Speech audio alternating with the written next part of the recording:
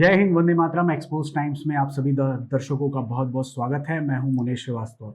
मित्रों, गर्मी बहुत है, इसलिए बच के रहिए, क्योंकि आपको बच के इसलिए भी रहना है कि भारत के नेताओं को आपके वोट की बहुत ज़रूरत है और इस देश को आपकी बहुत ज़रूरत है। तो आज के इस विषय में भी, आज के इस वीडियो में भी हम चुनाव की ही बात करेंगे, क्योंकि चुनाव अपनी परिणति की ओर पहुंच चुका है। आखिरी चरण यानी 7वां चरण का चुनाव बाकी है, जो 1 जून को जिसकी वोटिंग होनी बाकी है। इस 1 जून की वोटिंग में 57 सीटों पर वोटिंग होगी और ये 9 राज्यों के 57 सीटों पर वोटिंग होनी है। इसके बाद 4 जून को चुनाव परिणाम आएगा और उस दिन ये तय होगा कि कौन सत्ता में आ रहा है और कौन सत्ता से बाहर रहेगा, किसके हाथ सत्ता की मलाई लगेगी और कौन इसे गंवा रहा है। वर्तमान जो चुनाव चल रहा है, इसमें 6 चरण का चुनाव पूर्ण हो चुका है, जिसमें करीब 487 सीटों पे मतदान हो चुका है और 57 सीटों पे मतदान बाकी है। इसी विषय पे हम चर्चा करेंगे कि जो 1 चरण का चुनाव बाकी है और जो 6 चरण का जो चुनाव हो चुका है, वो अभी तक के चुनाव को किस दिशा में लेके आया है और जो आखिरी चरण बचा है वो कहाँ तक लेके जाएगा। आखिरी चरण के चुनाव में सबसे बड़ा जो चेहरा है, जिस सीट पे वोटिंग होनी है, सबसे बड़ी जो सीट है वो है काशी की। यहाँ से नरेंद्र मोदी उम्मीदवार हैं। उनके विपक्ष में है कांग्रेस के अजय राय। तो ये जो चुनाव, ये जो वोटिंग होनी बाकी है, इसमें कयास ये लगाया जा रहा है कि काशी एक तरफा जीत मोदी जी को देती है, लेकिन वोटर क्या करेगा, किसे वोट डालेगा, ये कोई नहीं जानता है। तो ऐसे कई कयास लगाए जा रहे हैं। इसके साथ एक विषय नया उभर के आया है भारत की राजनीति में और चुनाव होने के बीच में ही। ये मुद्दा है नरेंद्र मोदी का। नरेंद्र मोदी 48 घंटों के लिए मेडिटेशन पे जा रहे हैं, जो विपक्ष के लिए इसे मुद्दा कहें, उनकी बौखलाहट कहें या जो भी कहें, लेकिन इस मोदी जी के इस मेडिटेशन के 48 घंटे मौन व्रत के इस कार्यक्रम को विपक्ष इस पे हावी भी है। विपक्ष समझ नहीं पा रहा है कि इसकी क्या काट निकाली जाए। तो ऐसे तमाम मुद्दे हैं जिस पे हम बात करेंगे और इसके लिए आप जानते हैं हमारे राजनीतिक संपादक डॉक्टर अरविंद कुमार सिंह साहब को, और उन्हीं से हम इसकी चर्चा करेंगे। इस पूरे चुनाव पे 2 फेज पर हम लोगों ने वीडियो नहीं बना पाए थे, तो 5वें और 6वें चरण के बाद, तो उस पर भी एक छोटी सी चर्चा हम रखेंगे। तो आइए बात करते हैं डॉक्टर अरविंद सिंह जी से। उससे पहले आप सभी दर्शकों से अनुरोध है कि हमारे एक्सपोज टाइम्स चैनल को सब्सक्राइब कर लें, बेल आइकन प्रेस कर लें, ताकि हर वीडियो का नोटिफिकेशन आप तक पहुंचता रहे।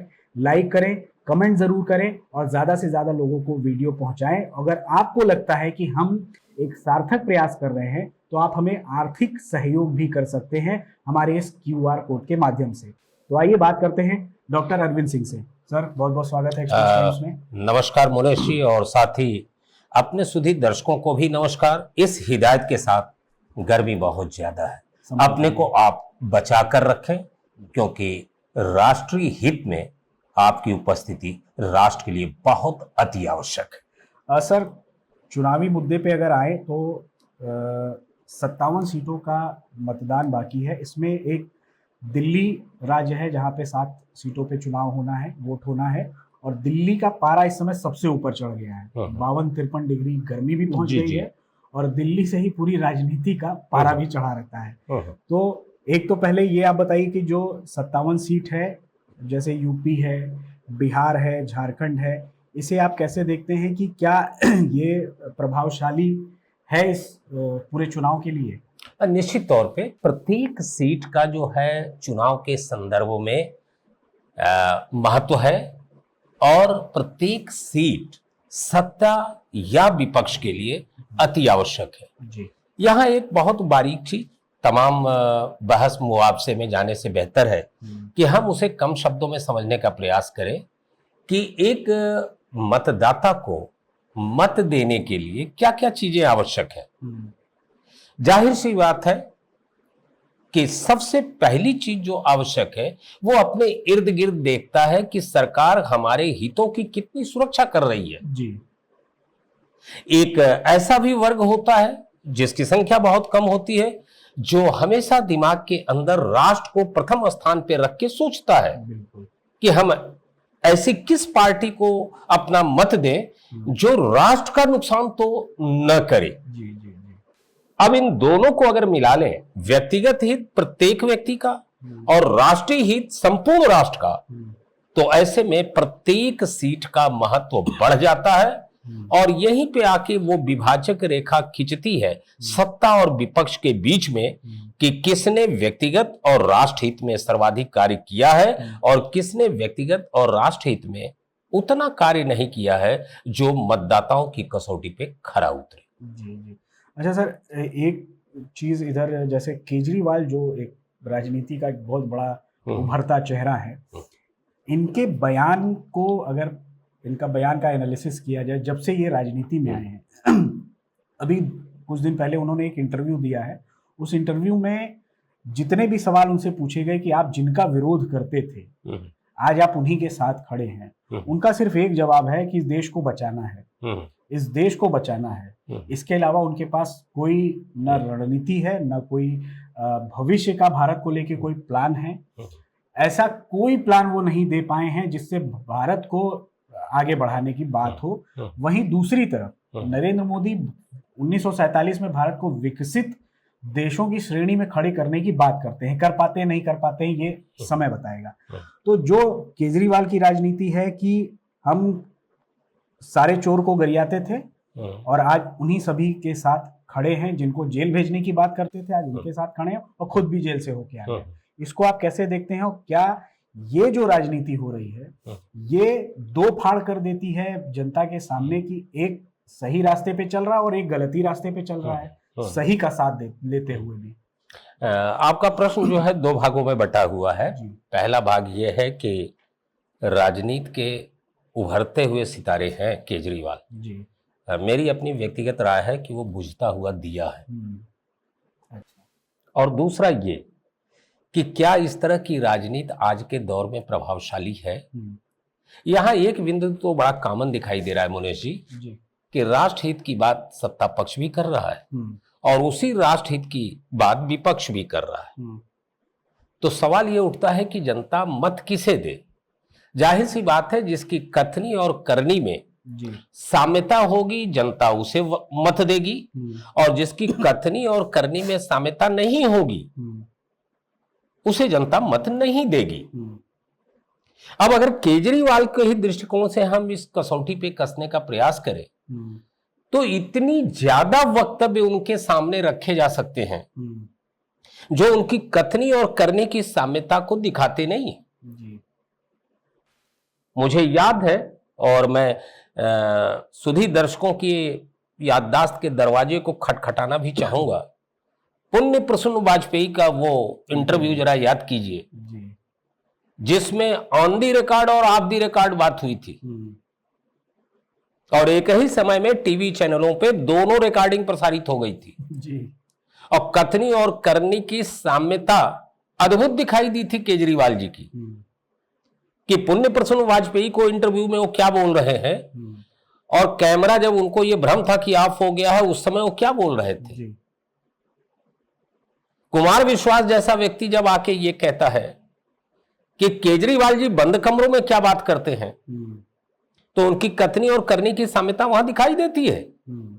जहां एक बंदा ये कह रहा है कि अरे यार हमें प्राइम मिनिस्टर बनना है, या तो स्वतंत्र भारत का प्राइम मिनिस्टर बनूंगा या देश का बंटवारा करके खालिस्तान का मैं बन जाऊंगा प्रधानमंत्री। कथनी और करने की साम्यता दिखाई देती है वहां। जब एक बंदा खड़े होकर दिल्ली के मंचों पे ये कहता है कि फला चोर फला चोर फला चोर फला चोर फला चोर और बाद में अपने वक्तव्यों के लिए ही वो माफी भी मांग लेता है कोर्ट से जी। और जिन लोगों को वो चोर कह रहा था उनको कुछ नहीं किया उसने। कथनी और करने की साम्यता तो वहां भी दिखाई देती है। अब चूंकि आपने सवाल केजरीवाल का किया लिहाजा मैं यहां कथनी और करने की बात कर रहा हूं, साम्यता की बात।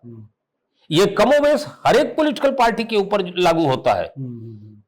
यहाँ एक चीज और भी कह दूं मुनेश जी, थोड़ा सा ये सुनने में बाकी लोगों को तकलीफ हो सकता है। राजनीतिक विश्लेषक का मतलब किसी पार्टी विशेष का प्रवक्ता बन जाना नहीं होता। निष्पक्ष राय देनी चाहिए। निष्पक्ष राय देनी चाहिए। जैसे कि एक बात मेरे दिमाग में बार बार गूंजती है, शायद आपके भी दिमाग में गूंजती होगी और सुधी श्रोताओं के दिमाग में भी गूंजती होगी, कि जो कांग्रेस पार्टी इतनी करप्ट है, अगर उस करप्ट पार्टी से इतने लोग आ रहे हैं बीजेपी के अंदर, तो क्या ऐसा भी दिन आ सकता है बीजेपी का चुनाव चिन्ह हाथ में कमल हो जाए? हाथ में कमल हो जाए, या इसको अब आप इशारे में अगर समझना चाहें तो यह भी कह सकते हैं कि क्या कांग्रेस पार्टी के कब्जे में कमल हो जाए? अरे भाई, 40 चोर अगर आएंगे तो अली बाबा की हैसियत कब तक अली बाबा की रहेगी जी। उस चोरों में से भी तो कोई अली बाबा बनने का प्रयास करेगा। बिल्कुल। इसलिए मैं बार बार जब हम लोग बातचीत करते हैं तो एक बात मैं जरूर कहता हूं कि हमारे सुधी दर्शकों को इस बात की खामख्याली कतई नहीं होनी चाहिए कि हम ईमानदार और बेईमान के बीच से सिलेक्शन कर रहे हैं। यह बात मैंने कई बार कही है। हम सिलेक्शन कर रहे हैं बड़े चोर और छोटे चोर के बीच में। आप पूछेंगे सर ऐसा क्यों आप कहते हैं? ऐसा इसलिए मैं कहता हूं, सत्ता में बने रहने के लिए भी 3 तिकड़म करना है, और सत्ता से बाहर हो गए और सत्ता में आना है तो भी हमको 3 तिकड़म करना है। वरना आप उठा के देख लीजिए, एक उस आदमी का नाम बताइए जो बिना किसी पॉलिटिकल पार्टी के सपोर्ट के चुनाव लड़ने की हैसियत रखता हो। खाली चुनाव आयोग के द्वारा निर्धारित उस रकम को आप बता दीजिए पब्लिकली कि एक चुनाव में अमूमन कितने खर्च होते हैं, तो मुनेश जी फिर आप हमसे बता दीजिएगा इसी तरह के किसी इंटरव्यू में कि क्या आप चुनाव लड़ सकते हैं जी। अरे साहब, ये तो चुनाव में जितने लोगों को चाय पिलाते हैं उतने लोगों को चाय पिलाने की हैसियत हम लोगों की नहीं है, चुनाव लड़ने की तो बात बहुत दूर होगी।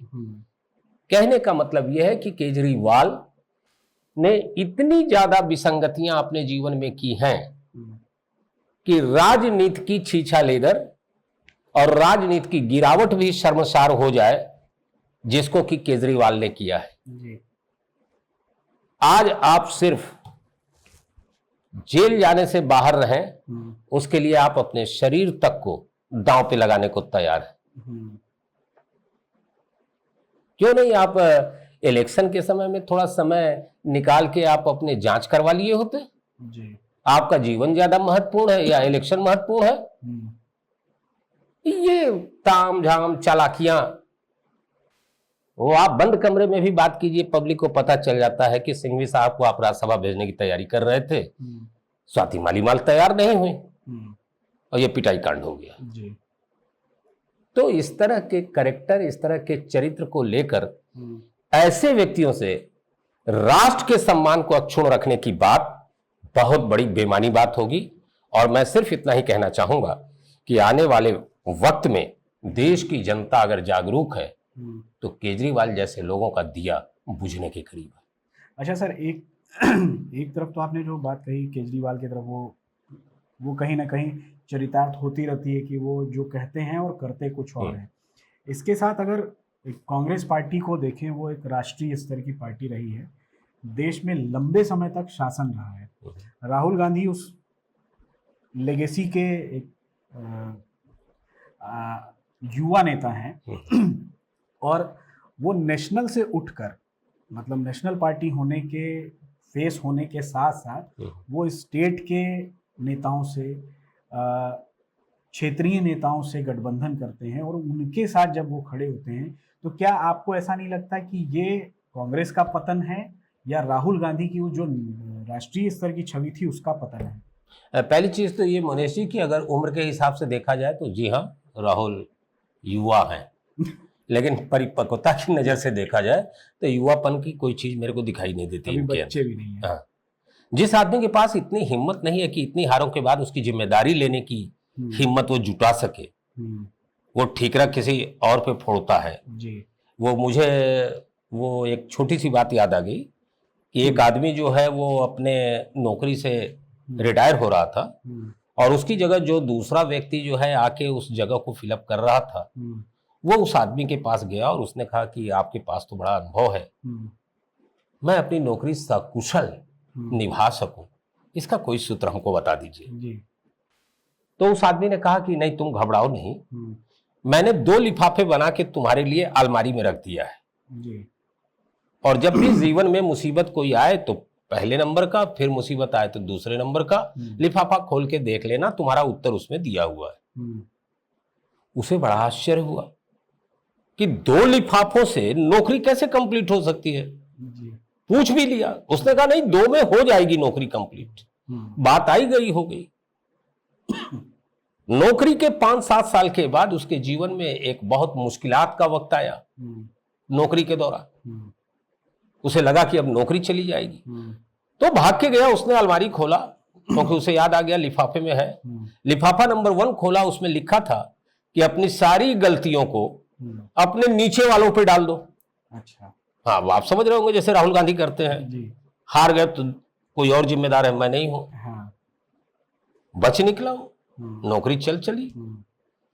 फिर उसके रिटायरमेंट के 4-5 साल रह गए थे और फिर एक मुसीबत में फंसा हो, लगा नौकरी अब तो चली ही जानी है। याद आया तो जाके उसने दूसरा लिफाफा खोला, तो उस लिफाफे में लिखा था अब तुम भी 2 लिफाफे बनाने की तैयारी करो।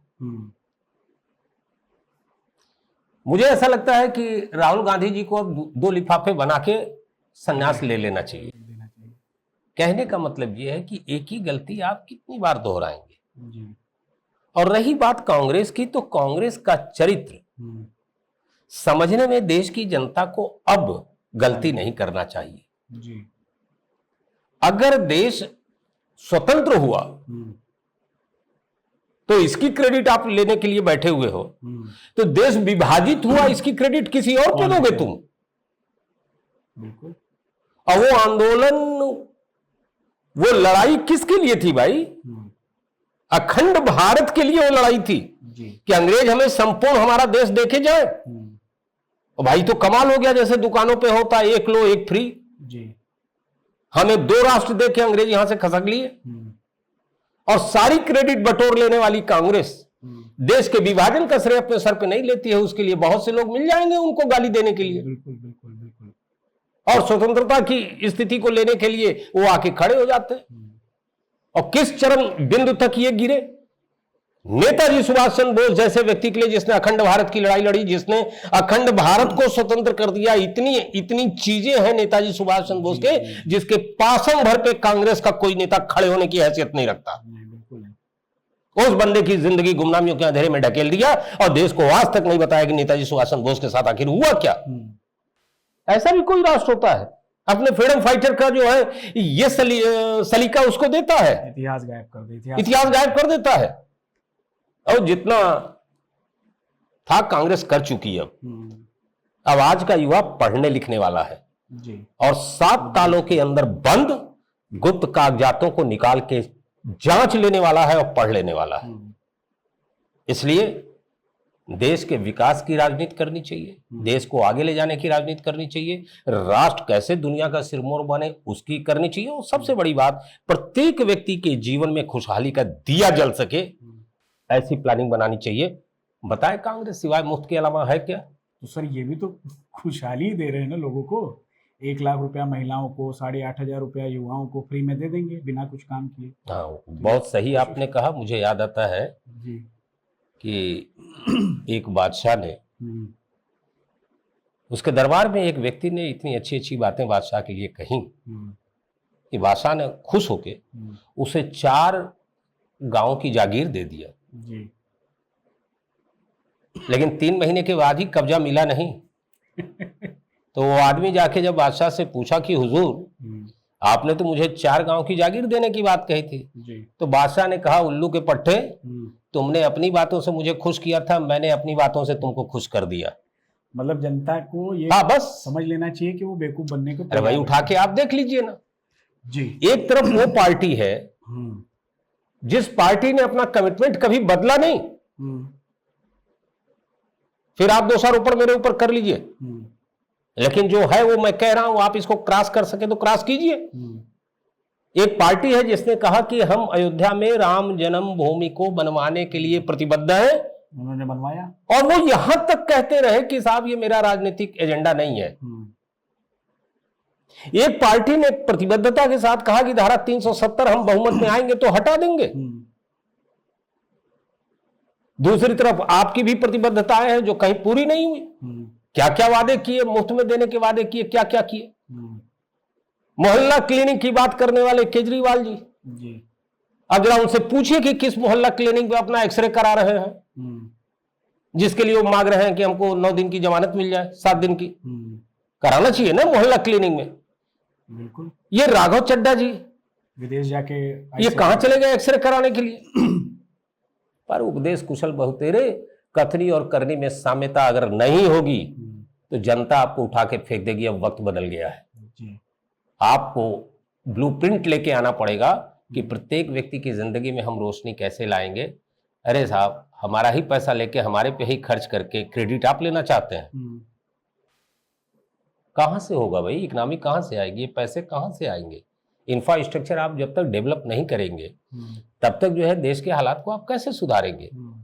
मैं फिर उसी बात को दोहरा रहा हूं, आज से ही नहीं, जब से ये सृष्टि बनी है, कथनी और करनी की साम्यता जिन लोगों ने पैदा की है वो दुनिया में पूजे गए हैं। चाहे वो प्रभु श्री राम रहे हो, चाहे भीष्म पितामह रहे हो, चाहे द्रोणाचार्य रहे हो, एक से ऐसे योद्धा और ऐसे ऐसे पुरुष, ऐसे ऐसे शंकराचार्य, ऐसे ऐसे आध्यात्मिक गुरु हुए हैं जिन्होंने जो कहा वो करके दिखा दिया। दुनिया आज भी उनको पूछती है। केजरीवाल की तरह थोड़ी कि सुबह जो कहा शाम को पलट गए। बिल्कुल। या अन्य राजनीतिज्ञों की तरह नहीं जो विभिन्न पॉलिटिकल पार्टियों में और पॉलिटिकल पार्टी में है ऐसे व्यक्ति। बीजेपी से लगा सारी पार्टियों को लपेट लीजिए, जो सुबह कुछ कहते हैं, शाम को कुछ कहते हैं और फिर दोपहर में बदल जाते हैं।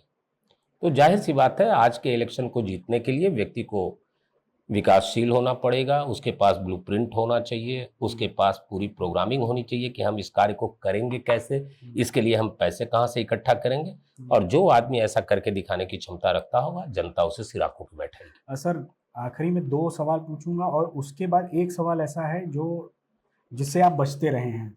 अच्छा, अरे वाह, मेरी भी परीक्षा ले रहे हैं आप तो। चलिए। और तो सर आते हैं मोदी जी पे। मोदी जी ने एक और शिगुफा छोड़ दिया है और बौखलाहट में है विपक्ष। मोदी जी स्वामी विवेकानंद मेमोरियल ध्यान मंडपम में जा रहे हैं 48 घंटों के साधना के लिए। इस पे विपक्ष अपनी अपनी तरीके से बातें रख रहा है कि वो प्रचार करने जा रहे हैं, अपनी मीडिया को लेके जाएंगे, जो उनकी गोदी मीडिया है उनको लेके जाएंगे, और ये ध्यान जो होता है वो पर्सनल चीजें हैं, उसको इतना प्रसारित करने की तमाम तरह की बातें आ रही हैं। तो इसको क्या आप राजनीतिक स्टंट के तौर पे देखते हैं, जो कहते हैं कि मोदी जी का एकदम मास्टर स्ट्रोक है उसकी तरह देखते हैं, या ये उनका तरीका ही है 6 महीने राजनीति करेंगे उसके बाद वो साधना में जाएंगे? क्योंकि 2019 में भी उन्होंने ऐसा किया था। क्या कहेंगे सर? मनीष जी, इसका तो जवाब बड़ा इंटरेस्टिंग है। इंदिरा गांधी ने कभी संसद के अंदर अटल बिहारी वाजपेयी को बोला था कि आप इस तरह के स्टेटमेंट्स देते रहते हैं प्रधानमंत्री की कुर्सी पे आने के लिए। तो वाजपेयी जी ने बड़ा खूबसूरत जवाब दिया था कि हम यहाँ राजनीति में सिर्फ कंठी माला जपने नहीं आए। बिल्कुल। और प्रधानमंत्री की कुर्सी पे बैठने का अधिकार सिर्फ आप ही का नहीं है। बिल्कुल। अखिलेश जी, आपको किसने मना किया है? आप राम जन्मभूमि में चले जाइए, वहां ध्यान लगाइए। बिल्कुल। अगर मोदी विवेकानंद ध्यान मंडपम में जाके पूरे हिंदुस्तान के मीडिया को अपनी तरफ अट्रैक्ट कर सकते हैं, तो आप राम जन्मभूमि में जाके ध्यान लगा लीजिए। और आप गए नहीं हैं, आप जाएंगे तो ज्यादा मीडिया, वो अलग बात है। तो आपको रोका किसने है जी? अब इसका थोड़ा सा बारीक विश्लेषण कर दें। जी हाँ, ये बिल्कुल सही है कि यह वैयक्तिक चीज है ध्यान, इसका प्रचार प्रसार नहीं होना चाहिए।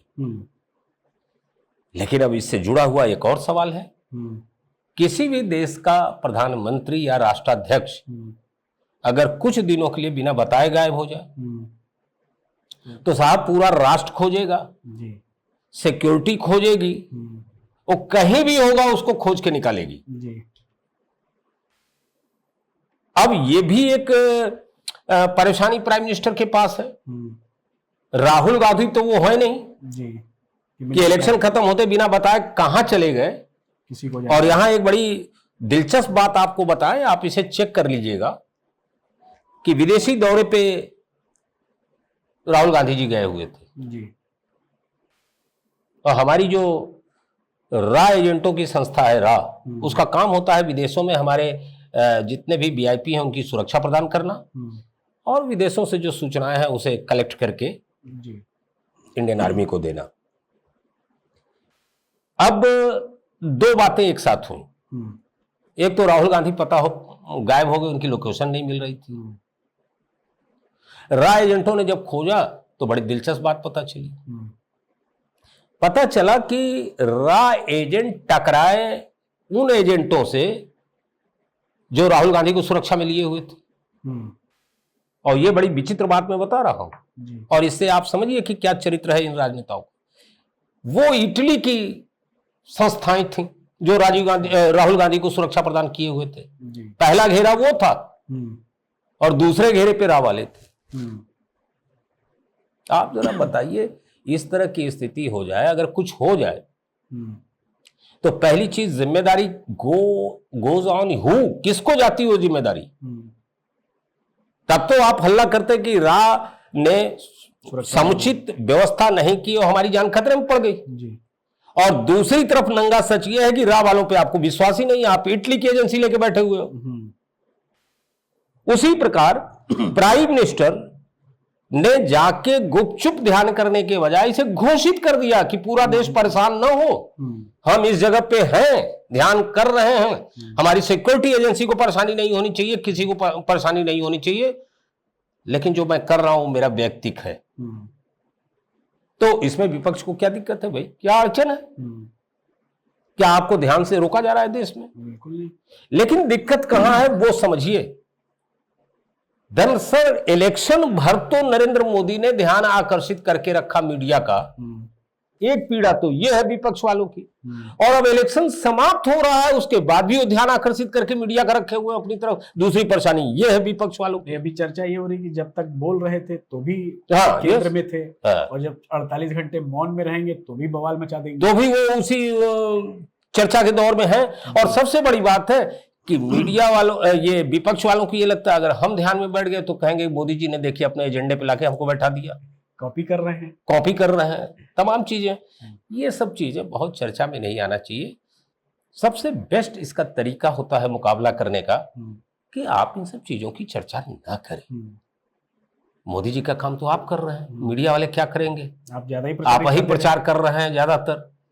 बहुत से लोग कहेंगे हाँ भाई अखिलेश भाई की तरफ पता चला कि वो ध्यान मंडप में जा रहे हैं, वहां ध्यान वान करने वाले हैं, उन्हीं के जो फॉलोवर हैं मोदी जी को। हाँ, यस। और दिक्कत ये है कि कहीं मोदी जी की राह पे उनके कार्यकर्ता चल निकले तो भाई अखिलेश जी की दिक्कत हो जाएगी। इसलिए अखिलेश जी की मजबूरी है कि इसको जो है कंडम करना है। ये देखिए पाखंड कर रहे हैं, ये नाटक कर रहे हैं। तो पाखंड और नाटक भी कर लीजिए, इसमें भी वो आपसे आगे है। विपक्षी लोगों को किसने इस पाखंड के लिए रोका है और किसने मना किया कि आप इसे प्रचारित मत करिए? हाँ, आप तो अच्छा काम करिए, आप उसका प्रचार करिए। वो तो मैंने पहले ही कहा। लेकिन दिक्कत तो यही है कि यही सबसे बड़ी बुनियादी गलती विपक्ष की है जिससे वो मोदी का मुकाबला नहीं कर पा रहा है। वह मोदी नामक लकीर को मिटा के बड़ा बनने का प्रयास कर रहा है। वो मोदी नामक लकीर को अपने बड़े कार्यों से अपनी लकीर बड़ा करने का प्रयास नहीं कर रहा है। और जब तक ऐसा नहीं करेगा विपक्ष की हालत बहुत बुरी रहेगी। मैं बता दूं, मैं कोई भविष्यवक्ता नहीं हूं और न ही मैं जो है उस तरह का भविष्यवक्ता हूं कि लह गया तो मैं भविष्यवक्ता हूं और नहीं रहा तो भाई अब गलत हो ही जाता है। उस फुटबॉल प्लेयर की तरह की गोल मार देता है तो कहता है मैंने मारा, और जब गोल नहीं होता है तो कहता है बेस्ट ट्राई, गुड ट्राई। हाँ, नहीं हुआ, हार गए तो दुर्भाग्य और जीत गए तो हमारा काम। हाँ, सौभाग्य। तो ठीक है। तो सर ये आखिरी सवाल जिससे आप आप ये बोल रहे थे कि मैं बचता हूँ, जरा मैं भी देखो किस सवाल से आप बचने की बात कर रहे हैं। सवाल यही है कि आप जैसे एनडीए 400 का नारा दे रही है, विपक्ष कह रहा है कि भाजपा को 200 के अंदर ही सीट मिलेगी, आप किस करवट बैठते देख रहे हैं? कितनी सीटें आप देख रहे हैं? क्योंकि अब वो मौका आ गया है कि इस बात को लोगों को अपने दर्शकों तक रखा जाए। राजनीतिक विश्लेषक होने के नाते क्या आपका आकलन है कि हाँ कितनी सीटें भाजपा पा रही है, एनडीए पा रही है और विपक्ष कहाँ खड़ा है? अब मनोज जी देखिए, एक शब्द जब आपने कहा राजनीतिक विश्लेषक, तो इसके साथ आप ये गलतफहमी मत पाल लीजिए कि मैं जो है कोई भविष्यवक्ता हूं। बिल्कुल नहीं। दोनों में फर्क है। हाँ, दोनों में फर्क है। हाँ, मान लिया आपकी बात। उसे मैं इस रूप में बताऊंगा कि जिस प्रकार एक दर्शक स्टेडियम में अगर कोई मैच देख रहा है तो किसी भी टीम के खेलने के तरीके को देखकर वो अंदाजा लगाता है कि ये टीम जीतेगी, बिल्कुल, और दूसरे टीम के खेलने के तरीकों को देख के लगाता है कि ये टीम हारेगी। बिल्कुल। यानी दूसरे शब्दों में अगर मिसिंग ज्यादा कर रही है कोई टीम तो उसे लगता है यार इतना मिस करने के बाद ये जीत नहीं सकती। कोई आदमी किसी मैच में 10 गोल मारने का मौका मिला, 10 आउट मार जाए तो इसके बाद वो भगवान ही भरोसे जीत सकता है, वरना एक स्पोर्ट्समैन तो यही कहेगा कि अब इसको जीतने का हक नहीं है। और दूसरी टीम को एक मौका मिला, उसने गोल मार दिया तो निश्चित तौर पे वो जीत जाएगी। इस बिंदु पे अगर देखा जाए तो इस बात को स्वीकार करने में किसी को गुरेज नहीं होना चाहिए कि बीजेपी के पास, अब बाकी लोगों की धड़कन बढ़ रही होगी कि मैं फिर कहीं ले जा रहा हूं, तो सर वो कारण यह है कि जो सच है मैं उसी की बात करूंगा। बीजेपी के पास जितना व्यवस्थित कैडर है, किसी भी विपक्षी पार्टी के पास वो व्यवस्थित कैडर नहीं है। आप मानेंगे कि नहीं मानेंगे सुधी दर्शकों, आप आकलन कीजिए अपने दिल के अंदर। आज अगर इस चुनावी दौर में पन्ना प्रमुख की अगर बातें हो रही हैं तो लेके कौन आया है? क्या कोई विपक्षी पार्टी लेके आई है? मैं अपने सुधी दर्शकों को, उन दर्शकों को बता दूं कि ये पन्ना प्रमुख का क्या मतलब होता है। बीजेपी अपने कैडरों को डिस्ट्रीब्यूट करती है पन्ना प्रमुख पे। जैसे अगर किसी बूथ के ऊपर उदाहरण के तौर पे मान लीजिए कि 1500 का जो है वो वोट पड़ने वाला है और पूरा जो है एक लिस्ट मतदाताओं की बनी हुई जिसमें 1500 लोगों का नाम पता सब लगा हुआ है, और उसमें अगर 10 पन्ने हैं तो बीजेपी 10 पन्ना प्रमुख बनाती है। और एक पन्ने पे अगर 50 आदमी है मान लीजिए उदाहरण के तौर पे, तो वो कहती है कि एक आदमी की जिम्मेदारी है कि 50 व्यक्तियों को वह पोलिंग बूथ तक ले जाए। अब यहां थोड़ा समझिएगा फर्क। वो ये नहीं कहती कि 50 आदमी जो है वो बीजेपी को वोट दे। वह बार बार कार्यकर्ता इस बात को आपको जो है मोटिवेट करेगा, प्रवाहित करेगा कि साहब आप वोट जरूर डालिए। ये अलग बात है कि आप पहचान रहे हैं कि यह कार्यकर्ता बीजेपी का है।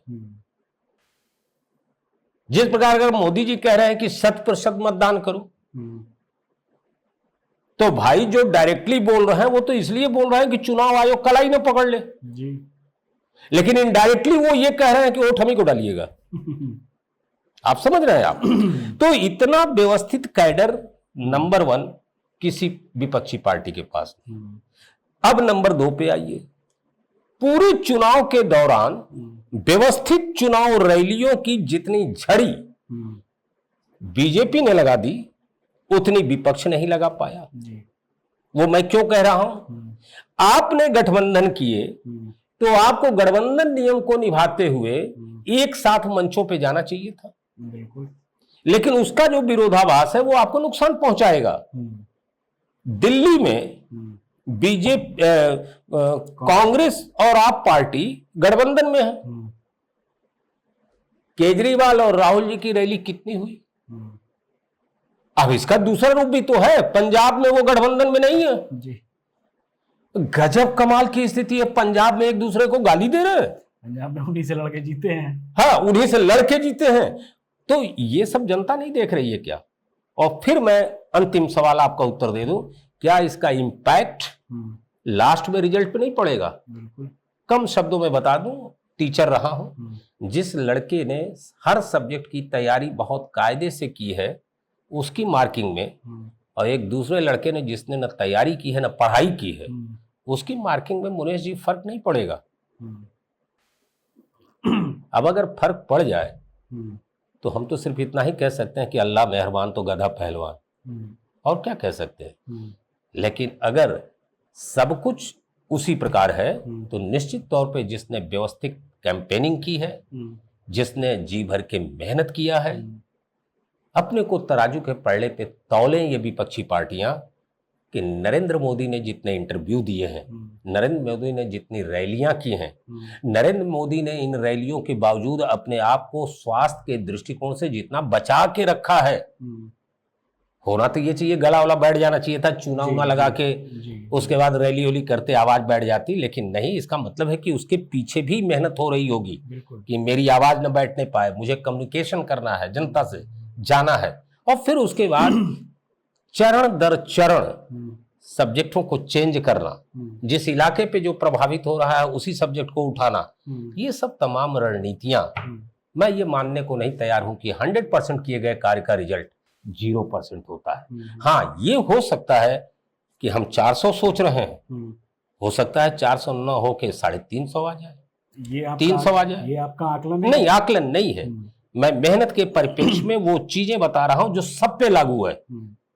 मैं फिर दोहरा दूं कि 100% किए गए कार्य का रिजल्ट 0% कभी नहीं होता, इतना तो ईश्वर भी नहीं करता। फर्क क्या पड़ता है वो मैं बता रहा हूं कि जैसे हमने आशा की है इतने की, हमारा इतना आएगा, लेकिन 400 का 0 रिजल्ट आएगा, ऐसा नहीं है। वो तो जनता भी देख तो मैं यही कहना चाह रहा हूं, मेरा कोई आकलन नहीं है, मैं भविष्यवक्ता नहीं हूं। फिर भी आप गली से निकल रहे हैं, लेकिन नहीं, बाप एक आंकड़ा दीजिए, क्या 400 पार हो रहा है सर? ये बड़ा हो सकता है और नहीं भी हो सकता, ये भी हम जानते हैं। देखिए, नहीं, मैं ऐसा इसलिए कह रहा हूं कि 400 से पार वो इसलिए जाएंगे कि जो कमोबेश स्थिति दक्षिण की दिखाई दे रही है जी, वही उनको 400 के ऊपर ले जाएगी। अगर दक्षिण से पीछे जितना सीट पाते रहे उससे ज्यादा सीट इस बार वो नहीं पाएंगे, तो ये 400 की गणित वो टच नहीं कर पाएंगे। लेकिन जैसा कि दिखाई दे रहा है, चाहे उड़ीसा हो, तमिलनाडु हो, केरला हो, पश्चिम बंगाल हो, अगर ये इनकी अपेक्षा के अनुरूप इनको ज्यादा सीटें उठा के झोली में डाल देते हैं तो 400 की सीट। और दूसरी मैं एक और बात कह दूं, जो नरेंद्र मोदी भी कह रहे हैं वही बात मैं दोहरा देता हूं, वो तो वर्तमान में ही 400 है जी। क्या संसद में 400 नहीं है? वो वर्तमान की बात मैं कर रहा हूं, आप भविष्य की बात कर रहे हैं 400 आएगा कि नहीं आएगा। तो ये कोई ऐसा आंकड़ा नहीं है। और अगर राजीव गांधी भी 400 के ऊपर कभी गए हैं तो मैं अभी जिस सूत्र को कह रहा हूं उसी सूत्र के अंतर्गत गए हैं। उन्हें भी उत्तर भारत और दक्षिण भारत दोनों से वोट मिला है, तब जाके वो 400 के ऊपर सीट पाए। उसी करिश्मे को दोहराने के लिए नरेंद्र मोदी प्रयासरत है, और अगर दक्षिण की स्थिति उनकी सुधरेगी तो उनको 400 से ऊपर जाने से कोई रोक नहीं पाएगा। तो मैं तो बचा नहीं सवाल से, सवाल का उत्तर तो मैंने दिया आपको, लेकिन तर्कों के आधार पे मैं दे रहा हूं, हवा में बातें नहीं कर रहा हूं, इसलिए आप मेरी कलाई पकड़ नहीं सकते। तो सर, जैसे आपने साउथ की बात की, तो यहाँ पे जिस तरीके का कैंपेनिंग, जिस तरीके की छवि और जिस तरीके का चेहरा दिखाया गया है, इससे असर तो हो रहा है। लेकिन उत्तर भारत की बात करें तो यहाँ कहीं ना कहीं बीजेपी को नुकसान भी है कुछ स्टेट की। देखिए, जाहिर सी बात है, इसमें बहुत सी चीजें होती हैं, जैसे हमारे सब कुछ व्यवस्थित करने के बावजूद बिहार की स्थिति में आप क्या देख रहे हैं? बिहार में नुकसान होता दिख रहा है। हाँ, देखिए फिर वही बात है, बिहार को थोड़ा सा इस रूप में मान लीजिए कि जिस प्रकार पश्चिमी बंगाल आज के दौर में भी खून खराबे से बाहर नहीं निकल सका है, जबकि अब बहुत बेमानी सी बात लगती है आज के दौर में खून खराबा, लेकिन फिर भी हर इलेक्शन में कुछ जान चली जाती है। उसका तो सर एक रीजन ही अलग हो जाता है। नहीं, मैं समझाना क्या चाह रहा हूँ, उसी प्रकार बिहार भी आज भी उच्च वर्ग की जातियों, निम्न जातियों के अलावा वह फैक्टर अभी भी प्रभावित है, वहां जातिवाद में परेशान है वो। ये जब तक मिथक टूटेगा नहीं तब तक जो है वो रिजल्ट प्रभावित होते रहेंगे। लाभार्थियों की स्थिति के कारण मिस्टर नरेंद्र मोदी ने उसको जातिगत आंकड़ों को तोड़ने का प्रयास किया है। लाभार्थी का मतलब कि चाहे उज्ज्वला गैस का हो, बाकी का हो, आयुष्मान का हो, मकान मिलने की बात हो, सड़क बनने की बात हो, तो वो टूटा है। लेकिन अभी भी जिस प्रकार पश्चिम बंगाल में खून खराबा नहीं रुक रहा है, अभी भी दिमाग के अंदर वही बढ़ा हुआ है कि अपने विरोधियों को जान से मार दो, लटका दो, उसी प्रकार। हाँ, ये तुष्टीकरण, बहुत से फैक्टर है उसके अंदर। वो रिचार्ज टूटने में अभी देश में वक्त लगेगा, लेकिन उस दिशा में देश चल चुका है और आने वाले वक्त में ये सब टूट जाएगा। ये आरक्षण वगैरह ये सब कोई काम नहीं आएगा आने वाले वक्त। बिहार में सर जो नीतीश कुमार ने कांड किया, उसको कांड कहा जाए, इधर से उधर, उधर से इधर ये कर रहे थे, और इसमें अमित शाह का भी एक बयान था कि उन्हें वापस नहीं लिया जाएगा, फिर ले लिए। इसका भी असर आपको लगता है? हाँ, बिल्कुल बिल्कुल। देखिए, एक चीज समझ लीजिए कि राजनीति में एब्सोल्यूट कोई चीज होती नहीं है। हम ये भी अगर कह रहे हैं कि अब दरवाजे बंद है, किसी को नहीं लेना है, तो हो सकता है हम इनडायरेक्टली उस आदमी को धमका रहे हैं कि आ जाओ, दरवाजा हम बंद कर देंगे। हाँ, यही तो राजनीति है, यही तो टैक्टिस है। अरे कृष्ण ने भी कहाँ बताया युधिष्ठिर को कि जाके द्रोणाचार्य को बोल दो कि आपका बेटा ही अश्वत्थामा मारा गया है। तो जब भगवान ही झूठ बोल रहे हैं अपने कार्य सिद्धि के लिए, तो ये तो पॉलिटिक्स है। और वो झूठ लग भी नहीं रहा है। हाँ, हाँ, सच की तरह बुलवाया गया उसको। ये सारी पॉलिटिकल पार्टियां तो यही कह रही हैं कि हम तुम्हारा हित कर रहे हैं। भले वो मुसलमानों को जाति के रूप में परिणित करके और पिछड़ों का आरक्षण उनको थमा दे रहा है, यहां तक वो सच बोल रहे हैं कि आपके लिए जान दे देंगे, कूद जाएंगे, मर जाएंगे, ये कर देंगे, वो कर देंगे। यहां तक इसी झोंक पे वो हाईकोर्ट को भी चुनौती दे रहे हैं, नहीं मानेंगे इनकी बात। तो यही दिखा रहे हैं कि तुम्हारे लिए सब हम कर रहे हैं, तुम भी हमारे लिए एक वोट तो डाली दो। ये राजनीति में कोई एब्सोल्यूट चीज नहीं होती है। और ये सब पकड़ उकड़ के मत बैठिए कि अमित शाह ने ऐसा कहा, न विपक्ष वालों के पकड़ के बैठिए नीतीश ने क्या कहा, न अमित शाह के लिए। सब पॉलिटिक्स का खेल है शतरंज का, कि कहां से कौन सी गोटी सधेगी और कहां कौन सा वजीर लुढ़क जाएगा सिपाही से। सत्ता में आने के लिए सब जी लड़ते जी हैं, जी वो सब लड़ रहे हाँ हैं। जी। चलिए बहुत बहुत धन्यवाद सर। तो ये था आज का विषय और ये था आज का विश्लेषण। चुनाव परिणाम क्या होगा ये तो पता चलेगा 4 जून को, और जनता के दिल में क्या है ये भी पता चलेगा 4 जून को ही। तो इस वीडियो में बस इतना ही, मिलते हैं अगले वीडियो में, तब तक के लिए धन्यवाद, नमस्कार, जय हिंद।